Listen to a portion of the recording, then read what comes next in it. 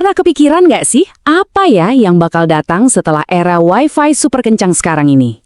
Nah, hari ini kita bakal ngupas tuntas soal generasi selanjutnya, Wi-Fi 8. Dan percaya deh, ini bukan cuma soal nambah kecepatan lagi, ini soal revolusi konektivitas. Kita semua pasti pernah ngerasain deh, lagi seru-serunya ngegame atau lagi ada meeting penting, tiba-tiba koneksi putus. Nyebelin banget kan? Nah, Wi-Fi 8 ini dirancang untuk memastikan momen-momen kayak gitu cuma jadi cerita lama. Mungkin kamu mikir, Wi-Fi baru lagi, paling cuma lebih kenceng doang. Eits, tunggu dulu. Wi-Fi 8 ini membawa sesuatu yang jauh lebih fundamental.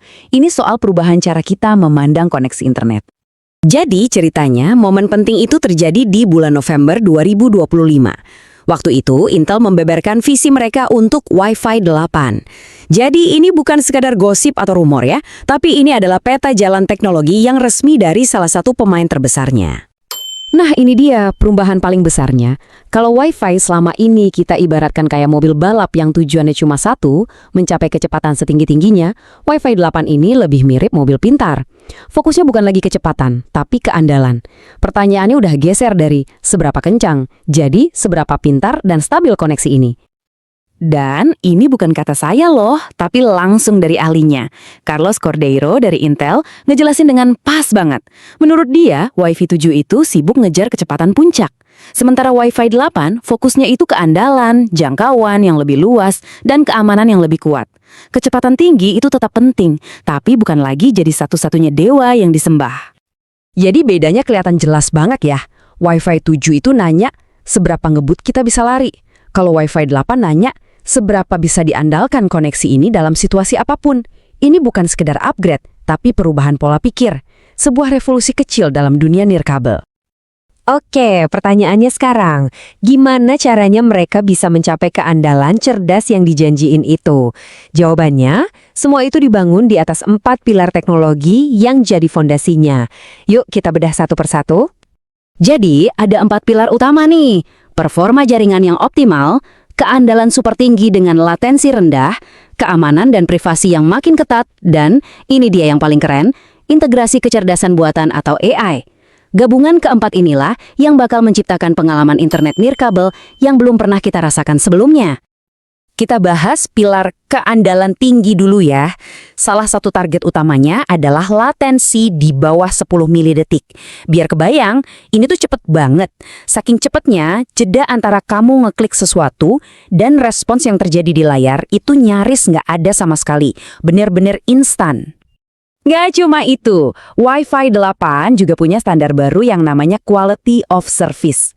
Gambarnya gini, dia menjamin minimal 95% data kamu itu pasti terkirim dan terkirimnya dengan latensi super rendah tadi. Hasilnya, koneksi yang jauh lebih stabil dan bisa diandelin buat apapun. Pilar berikutnya, keamanan. Ini penting banget. Wi-Fi memperkuat pertahanannya dari detik pertama perangkatmu coba nyambung ke jaringan.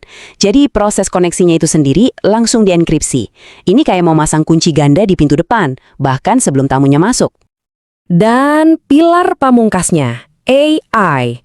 Ini yang bikin semuanya jadi cerdas. Bayangin deh, router di rumahmu itu jadi pinter.